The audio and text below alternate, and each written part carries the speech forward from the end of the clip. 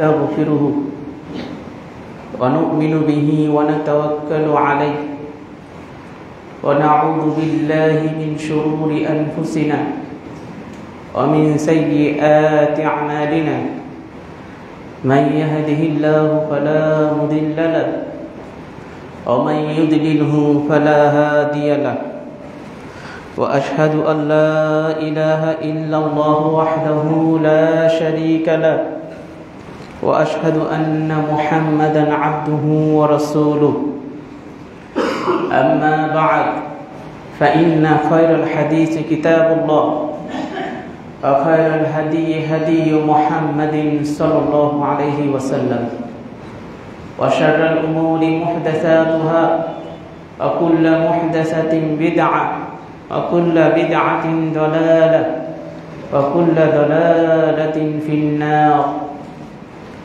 فأعوذ بالله من الشيطان الرجيم ولله على الناس حج البيت من استطاع إليه سبيلا فقال الله تعالى وأتموا الحج والعمرة لله وقال النبي صلى الله عليه وسلم من حج لله فلم يرفث ولم يفسق رجع كيوم ولدته أمه সকল প্রশংসা আল্লাহ রাব্বুল আলামিনের জন্য, যিনি আমাদেরকে আজকে জুমার সালাত এবং খুতবার উদ্দেশ্যে মসজিদে উপস্থিত হওয়ার তৌফিক দিয়েছেন। আমরা সকলেই বলি আলহামদুলিল্লাহ।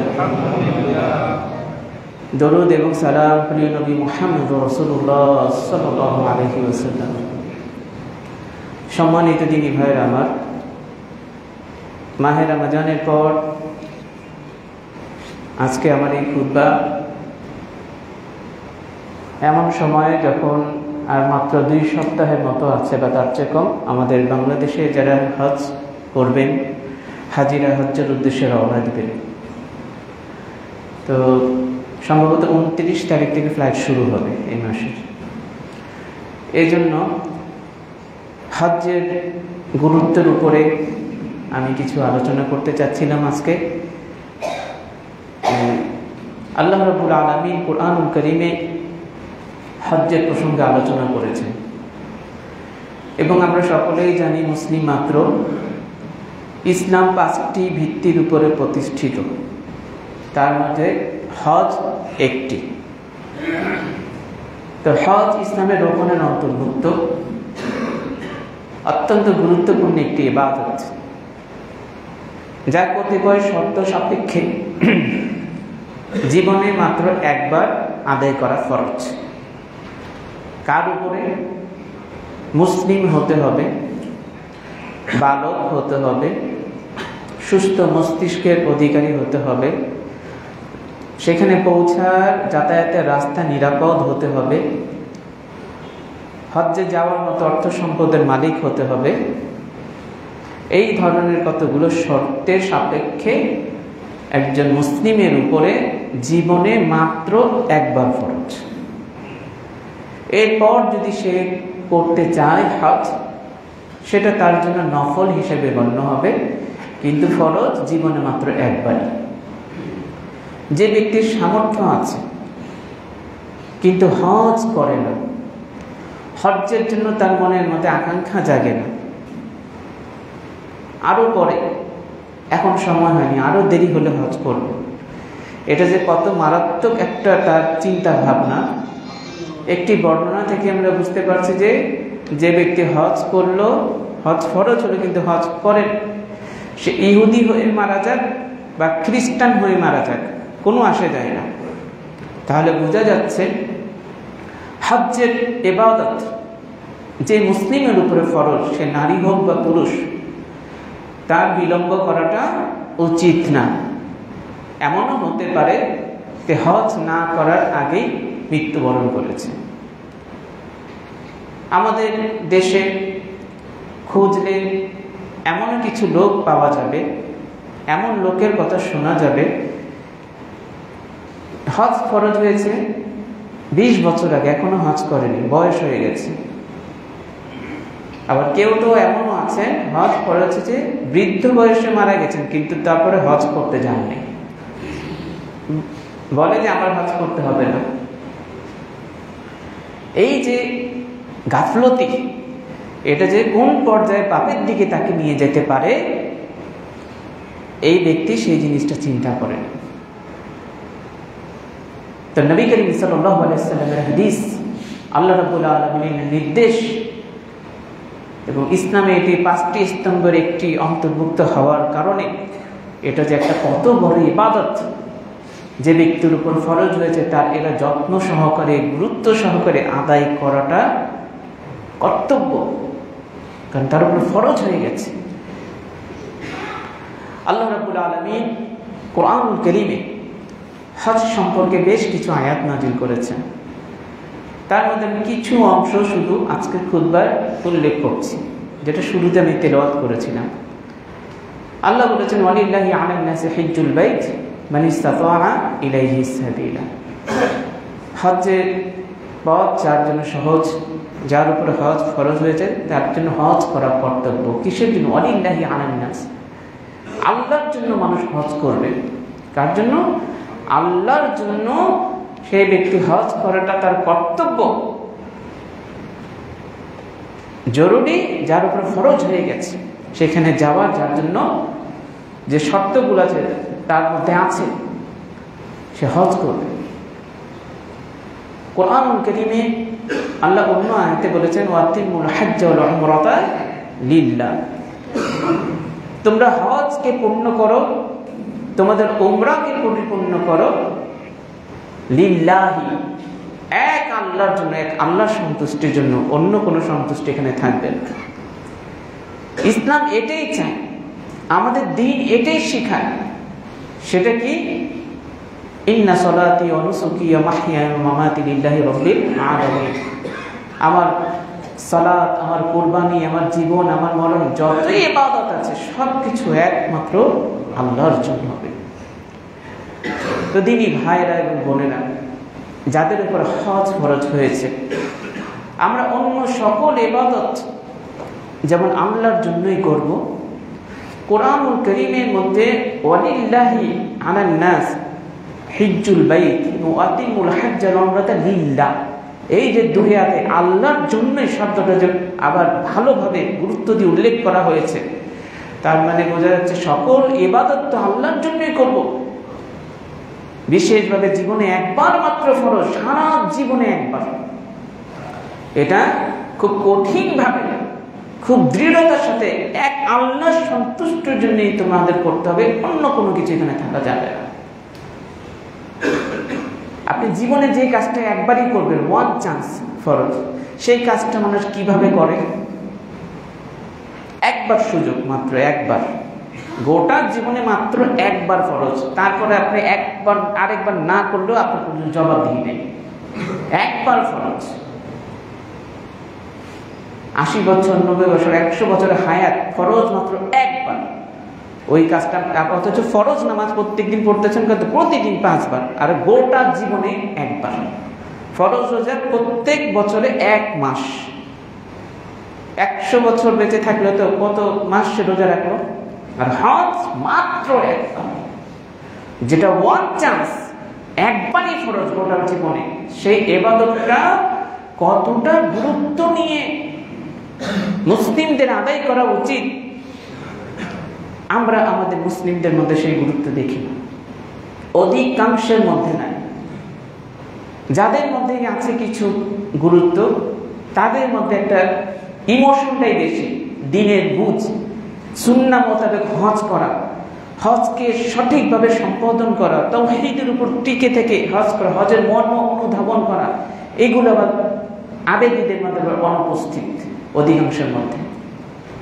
তো ভাইয়ের আমার, জীবনে একবার ফরজ, গুরুত্ব দিয়েই আদায় করতে হবে। যে কাজ জীবনে একবার, আমরা হজ্জের ট্রেনিং নেই না, হজ্জের বই পড়ি না, সঠিকভাবে সহিভাবে কারা হজ করে দিবে তাদের কোনো খোঁজ খবর আমরা রাখি না। শুধু দেখি কত টাকার প্যাকেজে কি কি সুযোগ সুবিধা পাবো, এইগুলো খালি খোঁজ খবর। কি খাইলাম, কোন হোটেলে থাকলাম, কোন বিমানে আইলাম, হ্যাঁ, কি কি ফ্যাসিলিটি পাইলাম, এগুলো জীবনে একবার ফরজে কি মানুষ এগুলো করে? আগে ইবাদত, পাশাপাশি এগুলো হলে কোনো অসুবিধা নেই, কিন্তু ইবাদত ঠিক রেখে। সারা জীবনে একবার ফরজ, কাবা ঘর তওয়াফ করে আর সেলফি তুলে, সরাসরি ভিডিও কল দেয়, হাজরে আসওয়াদ চুমু দেয় ভিডিও কল, সাফা মারওয়া সাই করে ভিডিও কল, আরাফার ময়দানে গিয়ে ব্যবসার কথা ভিডিও কল।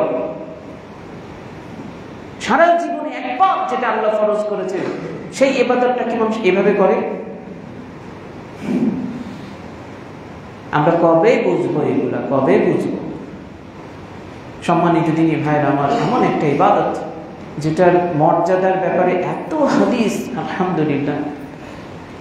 একটা একটা করে হাদিস বললে 1 ঘন্টা পার হয়ে যাবে, শুধু ফজিলতের হাদিস বলে বলে। হজ্জে যেতে গেলে টাকা পয়সা খরচ হয় না, কষ্ট হয় না। আয়েশাকে তার উমরার ব্যাপারে নবী করিম সাল্লাল্লাহু আলাইহি ওয়াসাল্লাম বলেছেন কি, ইন্না লাকি মিনাল আজরি আলা কদরি নাসাবিকি ওয়া নাফাকাতিকি। আয়েশা, উমরায় গিয়ে তুমি যে পরিশ্রম করেছো আর তুমি যে কিছু পয়সা খরচ করেছো, তোমার পরিশ্রম আর খরচ অনুপাতে তুমি নেকি পেয়ে যাবে। শুরু হলো এই যে খরচ আর মেহনত, তাহলে কি এই টাকা অনুপাতে সব পাবে। বাসা থেকে বের হবে, হাদিসের কিতাবে আছে, দেখবেন আপনি বিশুদ্ধ হাদিস গ্রন্থের মধ্যে পাবেন আপনি।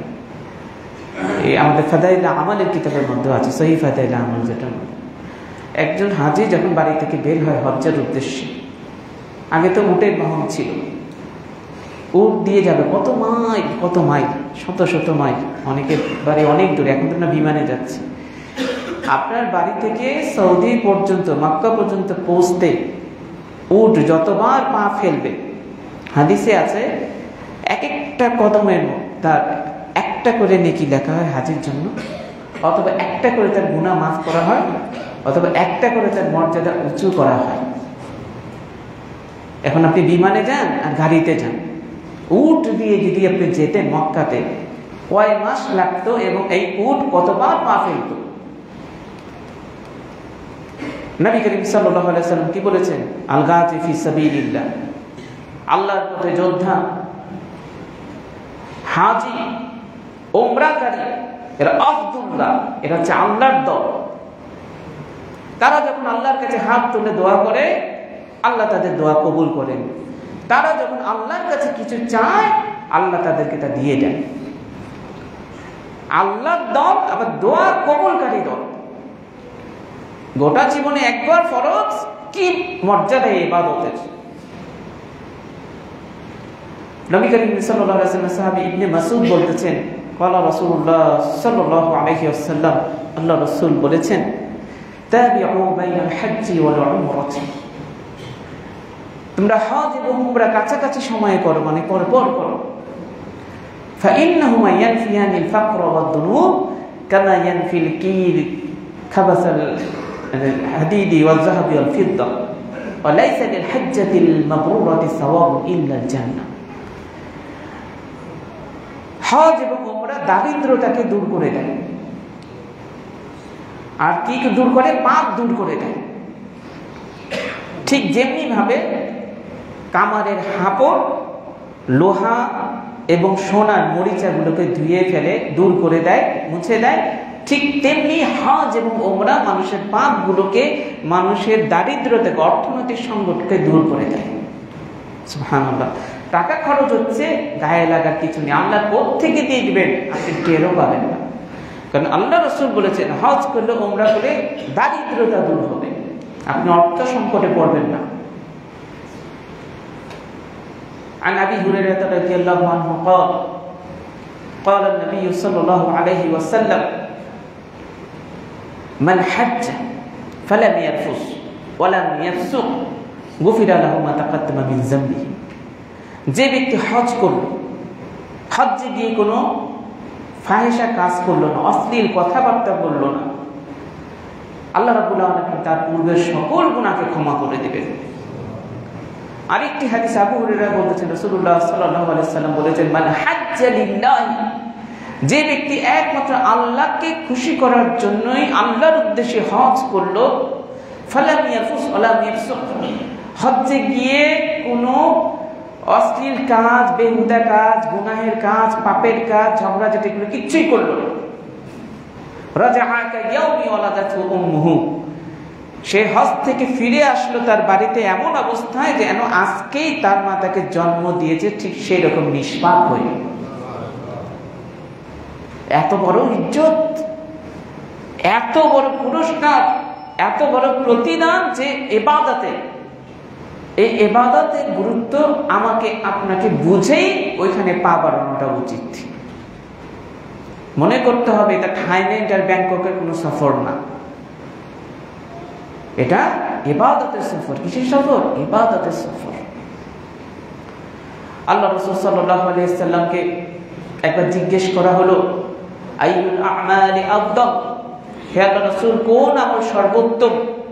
তিনি বললেন, ঈমানু বিল্লাহি ওয়া রাসূলিহি, আল্লাহর প্রতি ঈমান আনা এবং তার রাসূলের প্রতি ঈমান আনা হচ্ছে সর্বোত্তম আমল। কিলা সুম্মা মাযা, আল্লাহ রাসূলকে বলা হলো এরপর কোনটা? তিনি বললেন, জিহাদুন ফি সাবিলিল্লাহ, আল্লাহর পথে জিহাদ করা। কিলা সুম্মা মাযা, এরপর জিজ্ঞেস করলেন আল্লাহ রাসূল এরপর কোন আমলটা সর্বোত্তম? আল্লাহ রাসূল বলেন, হাজ্জুন মাবরুর, কবুল হজ। কি হজ? কবুল হজ। হজ করলেই হবে না, হজটা কবুল হওয়া চাই, হজটা কবুল হওয়া চাই। আয়েশা রাদিয়াল্লাহু তাআলা আনহা হজ্জের ফজিলত শুনে, জিহাদের ফজিলত শুনে তিনি আল্লাহ রাসূলকে বললেন, আফালা নুজাহিদু, হে আল্লাহ রাসূল আমরা মহিলারা কি জিহাদে যাব না, জিহাদ করব না? মানে জিহাদের এত মর্যাদা, এত ফজিলত পুরুষরাই নিয়ে নেবে, আমরা মহিলা কেন ফজিলত পাবো না, ইজ্জত পাবো না? তার মানে এটা আকাঙ্ক্ষা জেগেছে, আল্লাহ রাসূল আমরা কি জিহাদে যাব না তাহলে মহিলারা? আল্লাহ রাসূল বললেন, না, ওয়ালাকিন্নাল জিহাদ আফদাল জিহাদ, বরং তোমার মহিলাদের জন্য সর্বোত্তম জিহাদ হচ্ছে হাজ্জুন মাবরুর, কবুল হজ। হজটা এমন হওয়া চাই যে হজটা কবুল হয়েছে। তো দিনী ভাইরা আমার, হজ ফরজ, হজ করে এসেছি, হজ করেছি কতবার? 3 বার, 5 বার, 10 বার। কবুল হলো কিনা এটা তো খবর আমরা রাখতে চাই না। যার হজ কবুল হয়, যে হজ্জে মাবরুর করে আসে, তার ভিতরে একটা পরিবর্তন আসে, সে কিছুটা হলে বুঝতে পারে, তার লাইফে একটা চেঞ্জ আসে। হজ্জে মাবরুর যার হবে তার মধ্যে শিরক থাকবে না। হজ্জে মাবরুর যে হবে সে হজ্জে গিয়েও বিদআত করবে না, তাওহীদের উপরে থেকে। নবী করিম সাল্লাল্লাহু আলাইহি সাল্লাম যে বলেছেন, খুযু আন্নী মানাসিকাকুম, তোমরা আমার কাছ থেকে হজ্জের শিক্ষা গ্রহণ করো, কিভাবে করতে হয় জেনে নাও। আল্লাহ রাসূলের শিক্ষা অনুযায়ী হজ করে। তো দিনী ভাইরা আমার, এই হজ্জের অনেক গুরুত্ব রয়েছে, অনেক মর্যাদা রয়েছে। আমরা যেন হজকে হালকা করে না দেখি। উমরাতানি তুকাফিরানি মা বাইনাহুমা মিনাদ দুনুব, আল্লাহ রাসূল বলেন হজ্জে গিয়ে আমরা উমরা করি, মানে 2 উমরার মাঝখানে তার পাপগুলোকে ক্ষমা করে দেয়। কোন জিনিসটা আপনি দেখবেন হজ্জে গিয়ে যেটা মর্যাদা না আছে? আপনি জামারাতে পাথর নিক্ষেপ করতেছে, ওইটা পর্যন্ত কিয়ামতের দিন নূরে পরিণত হবে। ইদা রামাইতাল জিমা কানা লাকা নূরান ইয়াওমাল কিয়ামাহ, আল্লাহ রাসূল বলছেন তুমি যখন জামারাতে পাথর নিক্ষেপ করবে বা করো, সেই পাথরটা কিয়ামতের দিন তোমার জন্য নূরে পরিণত হবে। সুবহানাল্লাহ। বাইতুল্লাহ শরীফে যে আমরা তাওয়াফ করতেছি, প্রত্যেকটা তাওয়াফে এক বর্ণনায় 10টা করে কথা আছে, আরেক বর্ণনায় হচ্ছে একটা করে কথা। হাজিরা তাওয়াফকারীরা প্রত্যেকটা যে কদম ফেলে এই 7 তাওয়াফের মধ্যে, প্রত্যেক কদমে তার 10টা করে গুনাহ মাফ হয়, তার জন্য 10টা করে নেকি লেখা হয় এবং 10টা করে তার মর্যাদা উঁচু করা হয়। কুতিবা লাহু 10 হাসানাত ওয়া হুত্তা আনহু 10 সাইয়্যাত, আল্লাহ রাসূল হাদিসে এভাবে বলেছেন। আর যে ব্যক্তি 7 তাওয়াফ গুণে গুণে সম্পন্ন করলো, সে যেন একটা গোলাম আজাদ করার নেকি পেয়ে গেল। এই ফজিলতের আমলগুলোকে অবশ্যই আমাদেরকে সুন্নাহ অনুযায়ী করতে হবে। কোনো ধরনের মন গড়া পদ্ধতি অনুসরণ করলে একটা ফজিলত পাওয়া যাবে না, বরং গুনার অধিকারী হতে হবে। দিনী ভাইয়েরা আমার, এই জন্য বলছি আসুন আমরা দিনকে শিখি নবী করিম সাল্লাল্লাহু আলাইহি ওয়াসাল্লামের শিখানো পদ্ধতি অনুযায়ী। গুনাহ মাফের এত রাস্তা, আপনি হাজরে আসওয়াদ স্পর্শ করবেন, রুকনে ইয়ামানি স্পর্শ করবেন। আল্লাহ রাসূল বলেছেন ইন্নামা সাহুমা কাফারাতুল লিল খাতায়া, এই দুটি পাথরকে যে স্পর্শ করার মাধ্যমে পাপের কাফারা হয়ে যায়, পাপ মুছে যায়। আপনি জমজমের পানি খাবেন, কত ফজিলত। হজ্জের সফরে গিয়ে গুনাহ মাফের এত জায়গা, এত ক্ষেত্র আল্লাহ রাব্বুল আলামিন রেখেছেন যে আল্লাহ যেন চাচ্ছেন বান্দা তুই জান্নাতে চলে যা, পাপ থেকে মুক্ত হয়ে যা, আমি ব্যবস্থা করে রেখেছি। এই প্রত্যেকটা জায়গায় গুনাহ মাফের যে ক্ষেত্রগুলো আছে, এর মর্মগুলো যদি আমরা হৃদয় দিয়ে অনুধাবন করতে না পারি, তাহলে আমার মতো বোকা, আপনার মতো বোকা দুনিয়া আরেকটা নাই। মেন জায়গায় গিয়ে, মেন পয়েন্টে গিয়ে যদি এইগুলো না বুঝি, তাহলে কি লাভ হলো আমার সেখানে গিয়ে। আসুন আমরা হজকে সুন্দরভাবে আদায় করার চেষ্টা করি। হজ্জে গিয়ে ঝগড়াঝাটি, মারামারি, গালাগালি, অহেতুক কাজকর্মে আমরা জড়িয়ে না পড়ি। দুনিয়ার খাওয়া দাওয়া ফ্যাসিলিটি তো আছে, কিন্তু হজ্জের সফর, ইবাদতের সফর, আসল উদ্দেশ্য যদি সঠিকভাবে সম্পন্ন না হয়, বাকিগুলোর কোনো দাম নাই। নবী করিম সাল্লাল্লাহু আলাইহি ওয়াসাল্লাম আরাফার ময়দানে যখন হাজিরা থাকে, তাদের মর্যাদা সম্পর্কে কত হাদিস বলেছেন। আল্লাহ রাব্বুল আলামিন তাদের নিয়ে গর্ব করেন। এরা কি চায় ফেরেশতাদেরকে বলে, আল্লাহ বলতেছেন এরা যা চায় তা দিয়ে দিলাম, তাদের ক্ষমা করে দেওয়া হবে। তো এই জন্য বলছি, আসুন আমরা হজকে হজ্জের মতো করে আদায় করি। শুধু গেলাম আর আসলাম, কয়বার হজ করলাম আঙ্গুল দিয়ে গুনলে কোনো লাভ নাই। জীবনে ফরজ একবার, সারা জীবনের গুনাহ মাফের জন্য একবার ফরজেই আপনাকে পাশ করে যেতে হবে। আপনি পরবর্তীতে জীবনে 10 বার 20 বার হজ করলে ওইগুলো তো নফল, ওই এক জীবনে যেটা প্রথম হজ ছিল ফরজ, ওটা সমান হবে না। এজন্য হজ্জে গিয়ে ভুল ভ্রান্তি থেকে সাবধান থাকাটা অত্যন্ত জরুরি। আপনি হজ করবেন, আল্লাহ আপনাকে তৌফিক দিয়েছেন, কত সৌভাগ্যের ব্যাপার। হজ্জের জন্য প্রস্তুতি নিচ্ছেন না কেন? ওইখানে কি কি করতে হবে, সুন্নাহ অনুযায়ী কিভাবে হজ করতে হয়, নিয়মগুলো শিখতে হবে। কোথায় কি কি দোয়া করতে হয় সেগুলো জেনে নিতে হবে, মুখস্থ করে নিতে হবে। আমরা এগুলো করি না, খালি কার বাড়িতে কে হজ্জে যাবে, কাকে দাওয়াত করে খাওয়াইব, অহেতুক কাজে আমরা ব্যস্ত। যে হজ করে তারা দুনিয়ার টাকা পয়সা খরচ পেরেছেন, আর যারা আয়োজন করতেছে তাদেরও। অথচ ইসলামের মধ্যে এগুলো কোনো জায়গায় রাখা হয়, কোনো নিয়মের মধ্যে এগুলো করে না। পোশাক আশাক, খাওয়া দাওয়ার আয়োজনের পরিবর্তে প্রত্যেক দিন যদি 1 ঘন্টা করে অর্থাৎ হজ্জের তালিমগুলো নিতেন, দোয়াগুলো মুখস্থ করতেন, সহিভাবে কিভাবে করতে হয় এগুলো শিখতেন, আপনি সাকসেস হয়ে যেতেন। জীবনে একবার ফরজ, প্রত্যেক দিন নামাজ 5 বার ফরজ, জোহরের নামাজ কবুল না হলে আসরেরটা ফরজ, আশা রাখি ওটা তো জীবনে একবারই। আর যা এরপরে 50 বার করলেও তো নফল, আপনার ফরজের সমান্তর আসতেছে না। এই জন্য এগুলো শিখে নেন।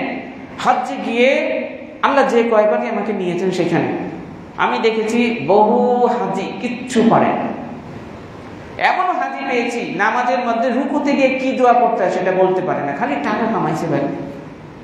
দুনিয়ায় থাকতে খালি টাকা চিনে, ব্যবসা কেমনে পারবো ওগুলো চিনে, দোয়া কালাম পারে না। দোয়া মাসুদা যে পড়তে হয়, আত্তাহিয়াতু পড়তে হয়, কিচ্ছু জানে না। আপনি জানেনটা কি? এগুলো না শিখলে লজ্জার ব্যাপার, এগুলো শিখতে হবে। দিন শিখার জন্য সময় দেন, কারণ আমরা কেউ দুনিয়ায় থাকবো না। ইন্না লিল্লাহি ওয়া ইন্না ইলাইহি রাজিউন, আমরা সবাই আল্লাহর জন্য, সবাইকে আল্লাহর কাছে ফিরে যেতে হবে। তো যাক, হজ্জে ব্যাপারে আমরা যারা হজ্জে যাই, আমাদের প্রথমে কি কাজটা করতে হয়? ওমরা করতে হয়। আমি ওমরার ছোট্ট করে সংক্ষিপ্ত কয়েকটা পদ্ধতি নিয়ম বলে দেব কিভাবে ওমরা করতে হয়। আর হজ্জে গিয়ে 3-4টা ব্যাপারে হাজিরা ইখতিলাফ শুনবেন, এগুলোর ব্যাপারে আপনারা কি করবেন। ইখতিলাফের বিষয়টাই বলি। আমাদের বাংলাদেশ থেকে বিশেষ করে যারা হাজিরা যায় দেখবেন 3-4টা বিষয়ে খুব বেশি কথাবার্তা হয়। প্রায় এক, যারা এখান থেকে হজ করতে যাচ্ছেন তারা কি বেশি বেশি করে উমরা করতে পারবেন কিনা, এই নিয়ে হাজিদের মধ্যে অনেক কথা। এক সফরে এক উমরা, এটি হচ্ছে বিশুদ্ধ কথা। কেউ যদি 2টা করতে যায়, আমাদের কেউ বলছে মিকাত ক্রস করে আসতে হবে, তারপরে 2টা করা যাবে কিনা এই নিয়ে অনেক কথা আছে। গিয়ে উমরা করা শুরু করলো। যে ভুলগুলো করে, আয়েশা মসজিদে যায় আর উমরা করে, আয়েশা মসজিদে যায় উমরা করে, নানার নামে, নানির নামে, নাতির নামে, বাতিজির নামে, যার যার পারে সস্তায় উমরা। এগুলো হবে না, এগুলো কি হবে না। আয়েশা মসজিদ থেকে উমরা, আয়েশা রাদিয়াল্লাহু আনহাকে যে অনুমতি দেওয়া হয়েছিল তানিমের, উনি তো হায়েগ্রস্ত ছিলেন, উমরাটা করতে পারেননি। এই জন্য উনি মনে আক্ষেপটা আল্লাহ রাসূলকে হজ্জের পর জানাইছেন যে আপনারা হজ উমরা 2টাই করলেন, আমি তো হাইজ থাকার কারণে আমি উমরাটা করতে পারিনি, আপনারা ডবল লিখে পেলেন, আমি একটা পাই। তখন আল্লাহ রাসূল তার ভাইকে বললেন, আয়েশার ভাইকে, তানিম থেকে নিয়ে তাকে উমরা করে নিয়ে আসো। তো ওনার তো এই অসুবিধার কারণে এটা হয়েছে। আজও যদি কোনো নারী, মুসলিম নারী বোনেরা, মা বোনেরা হজ্জের মাত্র কয়েকদিন আগে গিয়েছেন সৌদিতে, বাসার থেকে অথবা সেখানে পৌঁছার পরে তার হাইজ হয়ে গেছে, এখন তিনি উমরাটা করতে পারতেছেন না, একবারে 8 তারিখ এসে পড়লো আবার হজ্জের, তার ওই অপবিত্র থাকা অবস্থায় তিনি নিয়ত পাল্টে হজ্জের নিয়ত করে হজ্জের মধ্যে ঢুকে যাবেন। তার হজ শেষ, এখন ফ্লাইটের সময় কাছাকাছি এসে গেছে। তার যদি উমরার ইচ্ছে হয়, শুধুমাত্র ওই মহিলার জন্য অনুমতি আছে, তিনি আয়েশা মসজিদে গিয়ে ইহরাম করে আসবেন। যে সমস্যাটা আয়েশা করেছিল, কারণ আয়েশা মসজিদ কোনো মিকাত না। আজকে তো এমন অবস্থা হচ্ছে যেন পুরুষদেরও মহিলাদের মতো ওগুলো হওয়া শুরু হয়েছে, মিস হওয়া শুরু হয়েছে। কি বলবো এখন, যে পুরুষগুলা যায় ওদের কি এই সমস্যা আছে? ওরা পুরুষ না মহিলা? সাধারণ মহিলাদেরও তো হবে না, ওমরা করে ফেলেছেন বাংলাদেশ থেকে, 15-20 দিন ওখানে আছেন, তারপরে হজ শুরু হবে, মাঝখান দিয়ে সময় তার মিস হয়ে গেছে, তার জন্য দরকার নেই, তার আসার পর তো ওমরা করেই ফেলেছে। আয়েশা তো করতেই পারে নাই। তারপর বিভিন্ন মানুষের নামে তওয়াফ করে, যেটা বললাম 2-3টা বিষয় নিয়ে দেখবেন বাড়াবাড়ি করে। একটা হলো আয়েশা মসজিদে যায় আর উমরা করে, মাগ না পাইলে আলকাতরা খাইব, আমার আলকাতরা খাওয়ার দরকার নেই, আল্লাহ রাসূল যেভাবে বলেছেন আমি সেভাবে করব। সেখানে গিয়ে বিদআত করতে গেলে আমার আমল বরবাদ হয়ে যাবে। আবার কি করে জানেন, এই বিদআত করতে গিয়ে আশ্চর্য আশ্চর্য ঘটনা ঘটায়। এক লোক আসে, তওয়াফ করে আর সাই করে, আবার তওয়াফ করে আবার সাই করে, অথবা একসাথে মনে করেন আপনি 60টা করে ধরেন, 5-7টা কত 35 চক্কর লাগাই গেছে তওয়াফে 7 জায়গায়। ওইখানে গিয়েও এইভাবে হাঁটাতে শুরু করছে। 5 জনের নামে উমরা করবো, একবারে 6 জনের নামে উমরা করবো, তওয়াফ ছাড়লো, তা মাথা চুল কাটবে না। আবার কি করে কেউ 7 বার তওয়াফ 7 বার সাই, তারপর কি মাথা চুল কাটতে হবে না? কাটে না। আবার তওয়াফ আবার সাই, যত জনের নামে উমরা করবে তওয়াফ সাই, তওয়াফ সারি সেরে সেরে শেষে একবার মাথা চুল কাটে। কোত্থেকে পেলে এগুলো পদ্ধতি? মাথা চুল একবারে কাটবে। তো প্রত্যেকে উমরা যখন আলাদা, তোমার ইহরামও আলাদা হতে হবে। মিকাত থেকে গিয়ে তোমার মিকাত থেকে ইহরাম করে আসতে হবে, ইহরাম হবে আলাদা। ইহরামের মধ্যে তালবিয়া যে পড়বে সেটা হবে লাব্বাইক আল্লাহুম্মা উমরাতান উমুক। মিকাত থেকে আসতে হবে, তো মিকাত থেকে ইহরাম বাদলা না, ওইভাবে সিস্টেম অনুযায়ী তালবিয়া পড়লা না, নতুন ইহরাম কাপড় পরলা না, একই কাপড়ে মক্কায় থেকে তওয়াফ সাই, তওয়াফ সাই, আবার চুল কাটবে একবার। তো উমরা করলে কয়জনের? 5 জনের। আমার আপনার হিসেবেই তো বস্তা এটা ডাস্টবিনে ফেলে দেন, হয়নি আমার সুন্নত হিসাবে কিভাবে হবে? এইগুলো করে, তওয়াফ করে বাপের নামে, মায়ের নামে, নানির নামে, নানার নামে। এটা কেমন কথা? এটা সুন্নত না।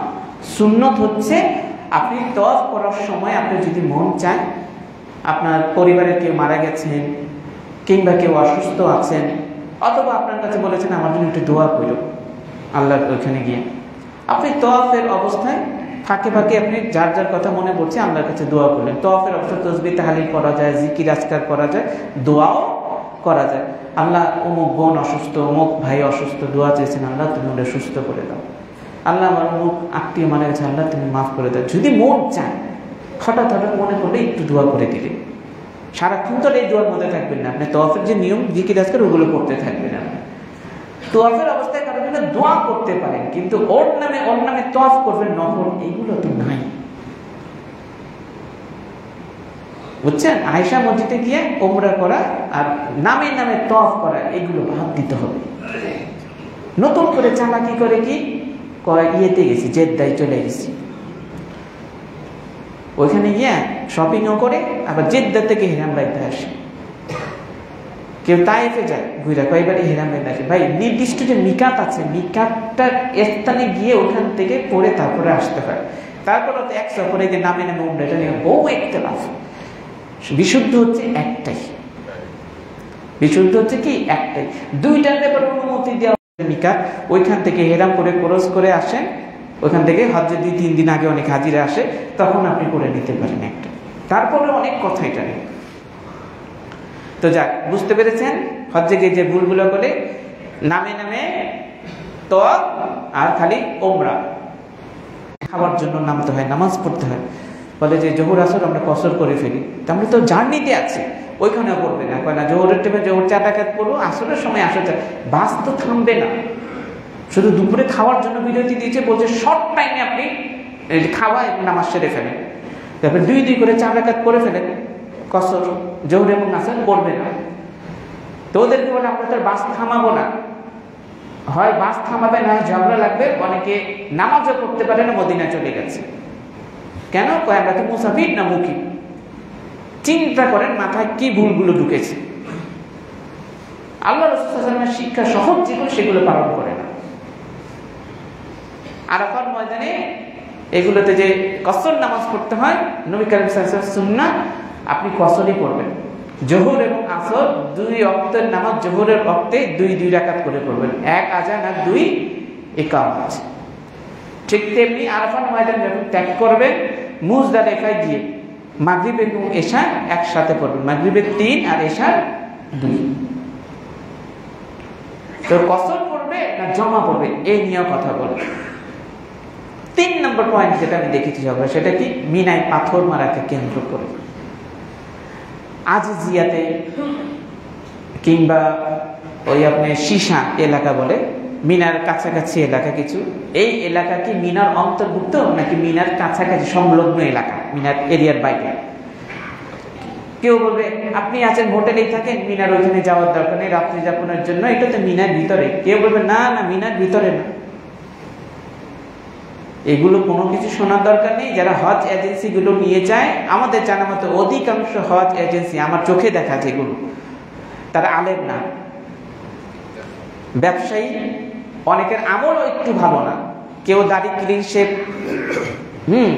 তারপরে সেখানে গিয়ে অনেকে জুয়া খেলে, এমন রিপোর্ট আছে আমাদের সামনে 100% প্রমাণ সহ। হাজিদের এখানে রাখে, জেদ্দা গিয়ে জুয়া খেলে। বুঝছেন? হজ এজেন্সির মালিক, নাম বলবো না, একবারে 100% সত্য কথা। বুঝছেন? গেমস খেলে, ওটা করবে ওটা করবে, সিনেমাতে চলে যাবে, কোন জায়গায় দেখতে হাজিদের ফেলাই গেছে, মনে হয় ওনার টাকা গুণ হয়ে গেছে। এই বছর 1 কোটি লাভ, 50 লাখ লাভ, 2 কোটি লাভ হাজির সংকলে ব্যাংকে রেখে বাকিগুলো নিয়ে গেছে, এখন উনি ওখানে ঘুমায়। নামাজের রক্তে যাবে না মসজিদে ঠিক মতো, কোনো কিচ্ছু নেই, ওনারা ব্যবসা কামাইছে। অধিকাংশ আলেম না, এরা জানে না। কোনো সময় কোনো মসজিদ থেকে কাউকে ভাড়া করে নিয়ে যায়, যে আপনি চলেন, আপনি টাকা দিতে দেবেন, এটা ওদের শিখাই দেন, আর কোনো সময় নিয়ে যায় না। এরা আপনাকে বলতে পারবে না কোনটা মিনার এরিয়া, কোনটা মিনার এরিয়ার বাইরে। এদের কাছ থেকে মাসলাও নিতে যাবেন না। এমনও হক কাফেলা দেখি বাবুর্চি ফতোয়া দেয়, রান্না, মানে সে বাবুর্চি কোরআন শরীফের লাইন দেখে পড়তে পারে না, ফতোয়া দেয় বাবুর্চি। আমার দেখা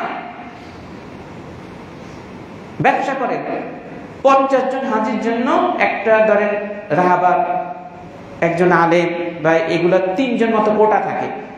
তাহলে 200 হাজি গেলে কয়জন ফ্রি থাকবে? 12 জন। হ্যাঁ, 40 জন বা 50 জনের মধ্যে 3 জন এরকম আলাদা লোক থাকে। ওনারা কি করে, অনেকে ওইগুলাতে অন্যান্য হাজিদের নিয়ে ওনার কাঁধে আবার লেখা চলে বাবুর্চি, উনি যারা আমি ভাষা জানে না, হজের মধ্যে লেখা চলে বাবুর্চি, উনি এই নেন দিয়ে দিছে, অথচ উনি জানেন যে হজ্জের জিনিস এটা।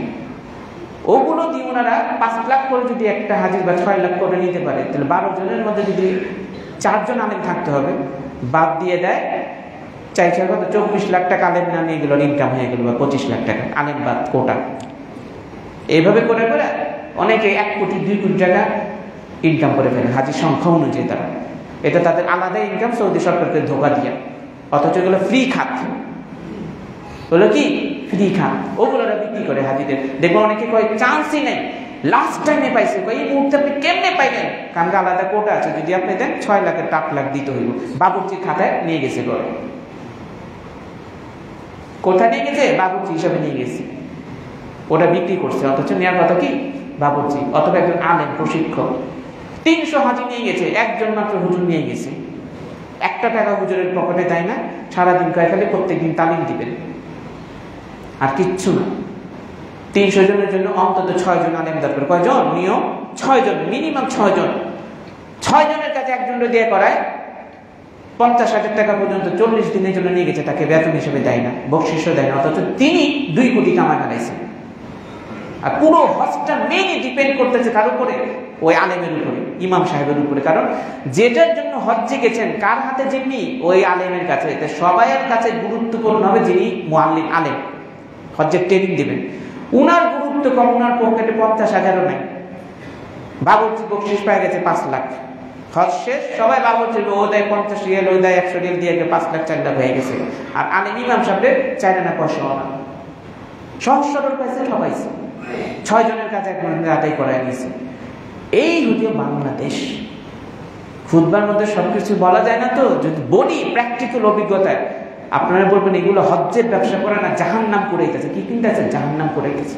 আমার চোখে দেখা প্রায় ম্যাক্সিমাম এগুলো গেছে, সবাই খারাপ না, কিন্তু আমি দেখেছি এগুলো জাহান্নাম করে গেছে। এগুলো ডাক্তাররা অনেকে আছে না, মানুষের বিপদে পুঁজি করে কামাই করে ঠেকায়, হজ এজেন্সিগুলো এবার হাজিদের ঠেকায় কামানো ঠিক না।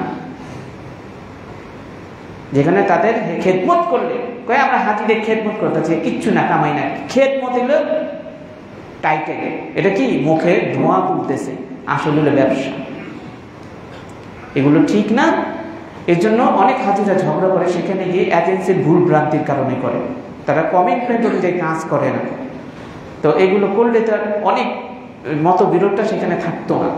আল্লাহ এদেরকে হেদায়েত দিক। এই বিষয়ে আলোচনায় যাচ্ছি না। তো বললাম কি, আমাদেরকে এই বিষয়গুলো শিখে নিতে হবে। হজ্জের মাসালা যে শিখাবে সহিভাবে শিখায় কিনা এটা জেনে নেবেন।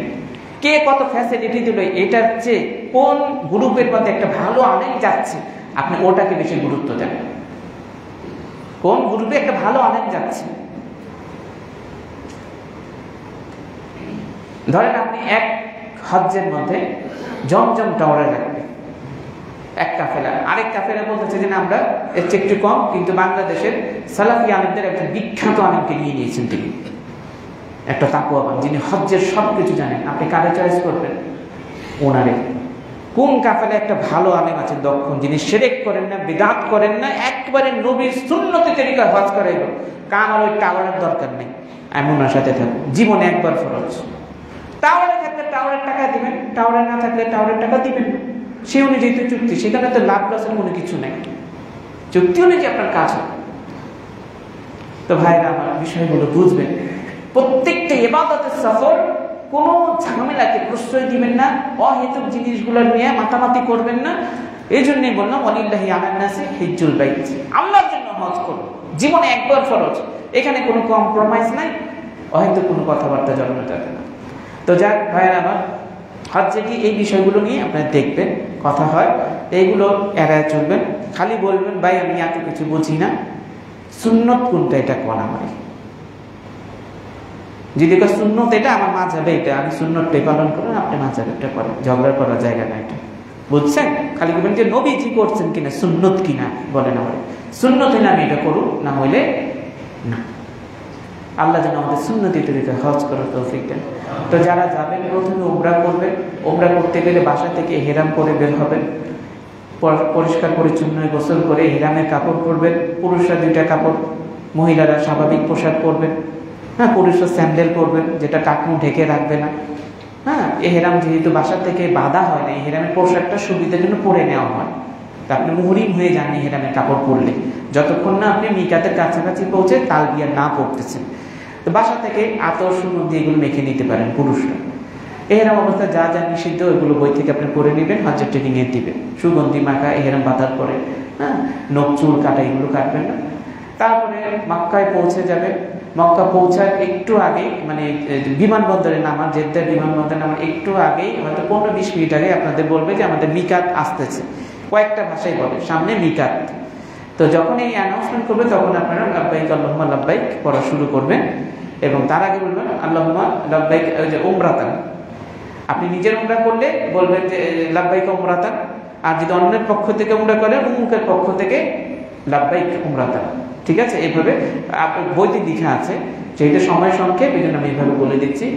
তারপর আপনারা বিমানবন্দরে পৌঁছার পর সেখান থেকে মক্কায় পৌঁছবেন গাড়ি দিয়ে। মক্কায় পৌঁছার পর শরীর অত্যন্ত ক্লান্ত যদি থাকে, কিছুক্ষণ ঘন্টাখানিক আরাম করে রেস্ট নিয়ে তারপরে অজু করে পরিষ্কার হয়ে আপনি বাইতুল হারাম শরীফে ঢুকে যাবেন উমরার জন্য। এবার সেখানে ঢোকার পর মসজিদে ঢুকে আল্লাহ মাফতাহলি আবাব রহমাতিক যেটা, সেটা পড়বেন। যেহেতু হজ্জ সফরে প্রথমবার আপনি মসজিদুল হারামে ঢুকেছেন, এই জন্য প্রথমবার ঢুকলে তাহিয়াতুল মসজিদ করতে হয় না। প্রথমবারে আপনার কাজ হচ্ছে বাইতুল্লাহ তওয়াফ। প্রথম কাজ কি? তওয়াফ। তো মসজিদে ঢুকে কাবা শরীফের দিকে যাবেন হেঁটে। সেখানে যাওয়ার পরে যখন কাবা শরীফ দেখবেন তখন আপনি আল্লাহর কাছে দোয়া করতে পারেন। হযরত ওমর পড়তো আল্লাহুম্মা আনতাস সালাম ওয়া মিনকাস সালাম ফাহাইয়িনা রাব্বানা বিসসালাম, এই দোয়াটা করতেন তিনি। আপনারা চাইলে এই দোয়া করতে পারেন। তারপর বাইতুল্লাহর কাছে গিয়ে আপনি হাজরে আসওয়াদ থেকে তাওয়াফ শুরু করবেন। 7 বার তাওয়াফ করবেন এবং হাজরে আসওয়াদ থেকে। এবং আমি এর আগেও বলেছিলাম যে কর্নার ভাবে, তির্যকভাবে শুরুটা হয়, এইভাবে না, একবারে তির্যক। দেখবেন সবুজ গ্রিন বাতি আছে, ওই সাইডে গিয়ে এইভাবে বলতে হয় বিসমিল্লাহ আল্লাহু আকবার বলে তাওয়াফ শুরু করবেন। তাওয়াফ শুরু করলে 3 সাইডে আপনি জিকির আজকার যেটা মন চায় ভালো লাগে আপনি তাসবিহ তাহলিল ইস্তিগফার পড়বেন। আর রুকনি ইয়ামানি থেকে হাজরে আসওয়াদ পর্যন্ত রব্বানা আতিনা ফিদ দুনিয়া হাসানা ওয়া ফিল আখিরাতি হাসানা ওয়া কিনা আযাবান্নার, এই দোয়াটা পড়বেন এখানে। এবং কেউ ভুলে গেলে বরাবর দেয়ালের মধ্যে আপনিতে লেখাও আছে এটা, হ্যাঁ, এই আপনি ওইটা দেখেও পড়তে পারেন এই দোয়াটা। তো এইভাবে এক চক্কর হলো, আবার 2 চক্কর এভাবে আল্লাহু আকবার বলে বলে আপনি 7 তাওয়াফ এবার শেষ করবেন।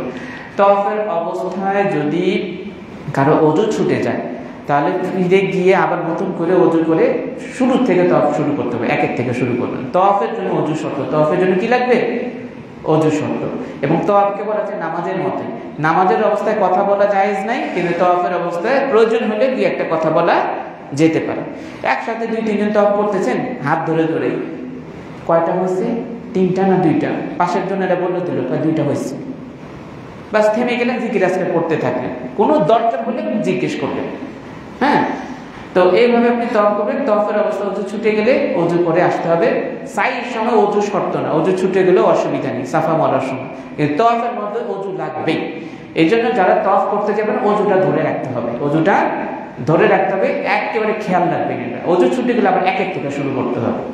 যারা কাছাকাছি থেকে তাওয়াফ করেন তাদের সময় খুব একটা বেশি লাগে, কিন্তু যারা দূর থেকে 2তলা 3তলা থেকে করেন অনেকটা সময় লাগে। দেখা যায় 7 চক্কর দিতে 1.5 ঘন্টা সময় লেগে যেতে পারে। হ্যাঁ, তো ওযুটা ধরে রাখতে হবে। তাওয়াফের অবস্থায় যদি আপনার নামাজ শুরু হয়ে যায় তাহলে আপনি যেখানে আছেন ওইখানেই দাঁড়িয়ে যাবেন। নামাজ শেষ হওয়ার পরে আবার ওই জায়গা থেকে বাকি তাওয়াফটা সেরে নেবেন। তাওয়াফ করতে গিয়ে আপনার যদি সংখ্যায় সন্দেহ লাগে 2 না 3, আপনি কম সংখ্যাটা ধরবেন। তাওয়াফ করতে করতে অনেকে বলে 5টা না 6টা হইল, আপনি 5 ধরেন, একটা কম ধরবেন প্রয়োজন, কিন্তু বেশি ধরতে চাই না, কারণ কম হলে কিন্তু তাওয়াফটা শুদ্ধ হবে না। আপনি 5 না 6, 4 না 5, তখন আপনি একটা কম ধরবেন সন্দেহ লাগলে, তারপরে বাকিটা আপনি শেষ করবেন। একইভাবে পুরুষ যারা আছে প্রথম 3 তাওয়াফ 3 চক্করে, প্রথম 3 চক্করে একটু জোরে জোরে হাঁটার চেষ্টা করবেন।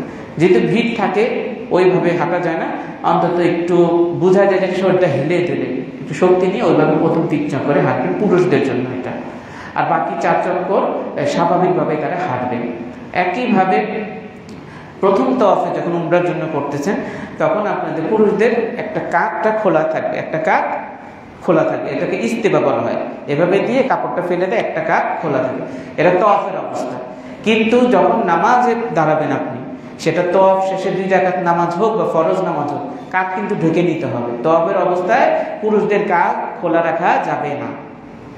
যখন নামাজ পড়বেন, সেটা তওয়াফের শেষে 2 রাকাত নামাজ হোক অথবা ফরজ নামাজই হোক, আপনি কাঁধ খোলা রাখবেন না, কাঁধটা এভাবে ঢেকে নিয়ে তারপর আপনি নামাজ আদায় করবেন।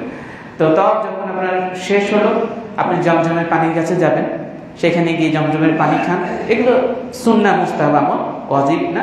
জমজমের পানি খাবেন এবং কোনো একটা নিয়ত করতে পারেন, আল্লাহর কাছে দোয়া চাইতে পারেন। জমজমের পানি দাঁড়িয়ে খাবেন, বিসমিল্লাহ বলে খাবেন, কিবলামুখী হয়ে খেতে হবে, ডান হাতে খাবেন, খাওয়া শেষে আলহামদুলিল্লাহ বলবেন। আর খাওয়া শেষ হলে কিছু পানি নিয়ে আপনি মাথায় মাসা করতে পারেন বা ঢালতে পারেন, আপনার কাছে একটু ভালো লাগবে। এরপর আপনি 2 রাকাত সালাত আদায় করবেন, তওয়াফের সালাত, যেটা আপনি মাকামে ইব্রাহিমের বরাবর দাঁড়িয়ে পড়বেন। এই হচ্ছে হারাম শরীফের দরজা, এইখানে মাকামে ইব্রাহিম, আপনি দাঁড়াবেন এইখানে। যদি বরাবর না দাঁড়াইতে পারেন, হারাম শরীফের যে কোনো জায়গায় দাঁড়িয়ে আপনি 2 রাকাত তওয়াফের নামাজ পড়ে নিতে পারেন। প্রথম রাকাতে সূরা কাফিরুন পড়তে পারেন, দ্বিতীয় রাকাতে সূরা ইখলাস পড়তে পারেন। যদি এটা না পড়ে মনে যেটা চায় সূরা আপনি সহজ লাগে ওটা দিয়েও আদায় করতে পারবেন। তওয়াফ শেষ, তারপরে আপনি না চিনতে বলবেন ভাই সাফা মারোয়াটা কোন দিকে, দেখিয়ে দিবে। সাফা থেকে শুরু করবেন, মারোয়াতে গিয়ে 1, আবার মারোয়া থেকে সাফায় 1, এইভাবে 7 বার আসা যাওয়া আপনার সাই করতে হবে। এটা সাইয়ের সময় আপনি তাসবিহ তাহলিল জিকির আজকার যেটা আপনার সহজে সেগুলো আপনি পড়বেন। সবুজ বাতি যে এলাকাটা আছে, যে এরিয়াটা একটু উপর দিয়ে, ওটুকু পুরুষরা একটু দৌড়িয়ে হাঁটবেন আর মহিলারা স্বাভাবিক গতিতেই হাঁটবে। তো যখন সাই যখন শুরু করবেন, 7 জায়গাতে আপনি হাত তুলে মুনাজাত করবেন, সম্মিলিত দরকারে একা একা। সেখানে অনেক সুন্দর সুন্দর দোয়া আছে, উমরার বইতে, হজ্জের বইতে আপনি দেখবেন, আল্লাহু আকবার আল্লাহু আকবার লা ইলাহা ইল্লাল্লাহু ওয়াহদাহু লা শারীকা লাহু লাহুল মুলকু ওয়া লাহুল হামদু ওয়া লা কুল্লি শাইইন, অনেক সুন্দর সুন্দর এইগুলো পড়তে হয়। 7 বারই আপনি মোটামুটি সময় নিয়ে সাফার থেকে মারোয়া যাবেন, সাই শুরু করার আগে হাত তুলে কাবার দিকে মুখ করে আপনি দোয়া করবেন অনেকক্ষণ। দোয়া শেষ, এবার মারোয়ার দিকে যান, জিকির করতে করতে, তাসবিহ করতে। মারোয়া পৌঁছার পরে আবার কাবার দিকে মুখ ফিরিয়ে আবার দোয়া করেন, তারপরে আবার সাফার দিকে যান। এবার 7 বার অন্তত দোয়া আপনি করবেন। সুন্নাহ মুস্তাহাব যা আছে সব সুন্দরভাবে আপনি জিনিসটা করেন। তারপর আপনি যখন সাইটা শেষ হয়ে গেল, তারপরে আপনি হয় সম্পূর্ণ চুল, পুরুষ মানুষরা ছোট করে ফেলবেন, 1 কোণা দিয়ে কাটলে হবে না। 1 কর্নার দিয়ে কাটার নিয়ম হচ্ছে মহিলাদের জন্য, তারা পিছন নিচ অংশ থেকে 1 কড়ির মতো বা সামান্য কিছু কেটে নেবেন। মহিলারা নিজের হাতে কাটতে পারেন, অন্যজনকে দিয়েও কাটাতে পারেন, কোনো অসুবিধা নেই। আর পুরুষরা হয় সম্পূর্ণ মাথা ছোট চুল করবেন, আর না হয় ন্যাড়া করে ফেলবেন। ন্যাড়া করাটা বেশি উত্তম, আর যদি চুল ছোট করেন তাও জায়েজ আছে। আপনার ওটা আলহামদুলিল্লাহ শেষ হয়ে গেল, সহজ। আর মাঝখানে সাই করতে গিয়ে যদি আপনাদের ক্লান্তি আসে, অনেকে হয়রান হয়ে যান, লম্বা হাঁটতে, অনেক লম্বা, হ্যাঁ, আপনি মাঝে মাঝে বসে পড়েন, একটু জমজমের পানি খান।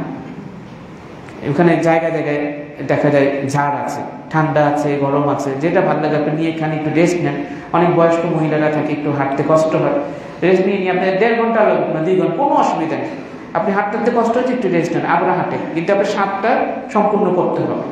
কারো যদি পয়সা থাকে এবং যদি কারো পায়ের সমস্যা থাকে, কোমরে হাঁটতেই পারে না, রুগী, তাদের জন্য আবার হুইল চেয়ারের ব্যবস্থা আছে, সেখানে নিজেরাও নিতে পারেন, আবার ভাড়াও দেয়। কিছু পয়সা যায়, 6 লাখ 7 লাখ টাকা আপনার খরচ হচ্ছে, আপনি 5,000 টাকা সেটার মধ্যে গেলে কোনো অসুবিধা নেই। যদি বয়স্ক হন, হাঁটতে পারেন না, তাদেরকে ওইভাবে নিজেরাও করা নিতে পারেন, অথবা কিছু ছেলে আছে যারা ভাড়ায় খাটে, সেখানে নিয়ে ওনারা এটা সাইটা করিয়ে দেন, তাদেরকে দিয়ে করা নিতে পারেন। দিনের কাজ সহজ যদি বোঝা যায়। তো এইভাবে করে আপনার উমরাটা শেষ হয়ে গেলে, এরপর হজ পর্যন্ত আপনি ফ্রি। ফ্রি বলতে কি খালি মার্কেটে গিয়ে ঘুরবেন? না, মার্কেটে ঘুরতে কোনো নিষেধ নেই। ওইখানে তো দিনের বেলায় আপনি কোনো জায়গায় যেতেই পারবেন না, সবাই হজ্জের জন্য গেছে। আপনি প্রত্যেকটা দিন কিছু কিছু সময় হজ্জের নিয়মগুলো শিখেন, দোয়াগুলো শিখেন, যাতে হজ্জের সময় কাউকে বিরক্ত করতে না হয়। ওই একজনের বই থেকে পড়বে আর সবাই আপনারা বাচ্চাদের মধ্যে চিল্লা চিল্লা পড়বেন, এটা তো ঠিক না। এইভাবে তালকিন করে পড়া ঠিক না। আপনি দেখবেন হজ্জে গিয়ে সাফা মারো, সাই করতেছে, তাওয়াফ করতেছে। আমরা বাচ্চারা যেভাবে বলি না, বলো তারিফ তে আল্লাহ, সব তারিফ তে আল্লাহ, বাতে বাইতুল্লাহ, সব চিল্লাইতেছে। একজন একটা শুনে শোনা 20 জন 50 জন পড়তেছে, বই দেখাই দেখা কুইলা কুইলা। ওইখানে এই সিন কেন? এটা তো এই কাজ করার জায়গা না। এগুলো তো আপনি ঘরের থেকে শিখে আসবেন। পরীক্ষার পড়া কি পরীক্ষার হলে আপনাদের যখন খাতা দিয়ে দিবে আর স্যাররা দাঁড়িয়ে থাকবে, আপনার কি বই নিয়ে বসতে দিবে? পড়তে দিবে? বলবে পড়া তো সব বাড়িতে, এখানে লেখার কি পড়েছে, এখন লেখো সব মুখস্থ, কি করবা? আর যদি কেউ লেখে নকল করতে আইসো, আপনার খাতা শেষ, খাতা নিয়ে যাবো তোমার পরীক্ষা বাদ, নকল বাদ, কি করব?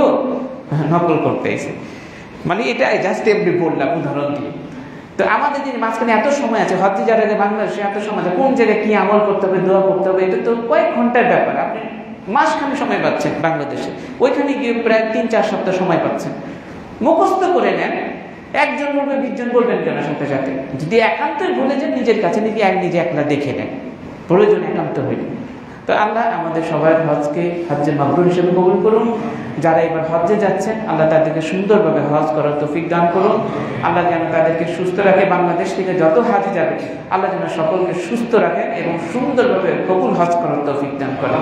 যারা হজ্জে যাচ্ছেন, আমরা আপনাদের জন্য দোয়া করছি, আপনারাও আমাদের সবার জন্য দোয়া করবেন। আল্লাহ যেন আমাদের সবাইকে ভালো রাখে। আপনারা যখন যাবেন, আপনারা হাজি এই সফরে গিয়ে মৃত্যুবরণ করলেও আপনার জন্য অনেক নেকি। ইহরাম অবস্থায় মৃত্যুবরণ করবে, তালবিয়া পাঠ করতে করতে হাসরের ময়দানে উঠবেন। কত বড় ভালো লক্ষণ, সুন্দর না? এটা কপাল লাগে না? খালি শিরক থেকে বেঁচে থাকেন, মানুষের হক মাইরেন না। সহজ কথা, খাঁটি বাংলা।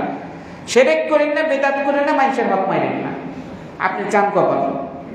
ইহরাম করে বেড়েছেন, মরে গেছেন, তালবিয়া পড়তে পড়তে উঠবেন। যেখানে মানুষ এত পেরেশানি, আর আপনি লাব্বাইক আল্লাহুম্মা লাব্বাইক বলে উঠবেন। ভাগ্য লাগে না? কি করবেন? শিরক করবেন না, বিদআত করবেন না, মানুষের হক মাইরেন না, মানে হারাম খাইবেন না। ইনশাআল্লাহ আপনি কপাল চান কপাল। আপনি ইহরামে কাপড় পরে বেরান, দেখবেন আপনার রাস্তা আল্লাহ খুলে দিয়েছে। আর দুনিয়ার হারাম কামাই রাখছেন, মানুষের মাথায় বাড়ি দিয়েছেন, রাজনীতি করে সব 2 নাম্বার টাকা কামাইছেন, অমুকের ঠেকাই করছেন। এই লাভবাইক 1 পয়সা দাম নেই, মরলে কোনো লাভ নেই আপনার। কথা কি দিয়ে আগুনে পড়ে মরলে, পানিতে ডুবে মরলে কি কয়? শাহাদাতের মর্যাদা পায়। কতবারই দিতে আগুন লাগলো, নামাজ পড়া নেই, সহজ হিসাব। ভূমিকম্পে মারা গেছে, শহীদের মর্যাদা। 5 ওয়াক্ত নামাজ হইলে, পর্দা নিশি হইলে, সব হালাল খাইলে, হক না মানলে শহীদের মর্যাদা পাইব। তার কিছুই ঠিক নাই। গরু ছাগল যেরকম হলে ওইগুলো টাইপেরই হইল। গড় করতে রাবিশের মধ্যে ফালো, কিসের শাহাদাতের মর্যাদা? আমল দা মুমিনদের জন্য সব পুরস্কার। যারা সঠিক পথে থাকে তাদের জন্য সব ফ্যাসিলিটি। যাদের ঈমান নাই, হক হালাল নাই, তারা এইগুলো থেকে বঞ্চিত। এই জন্য এই কাজগুলো করলে দেখবেন ইনশাআল্লাহ। তো হাজিরা আমাদের জন্য দোয়া করবেন। আল্লাহ যেন আমাদের সকলকে সুস্থ রাখেন এবং আমাদের দেশটাকে যেন অভ্যন্তরীণ এবং বহির্বিশ্বের দুশ্মন থেকে আল্লাহ হেফাজত করেন। আল্লাহ যেন বাংলাদেশকে ইসলামের দেশ হিসেবে কবুল করেন। আমিন।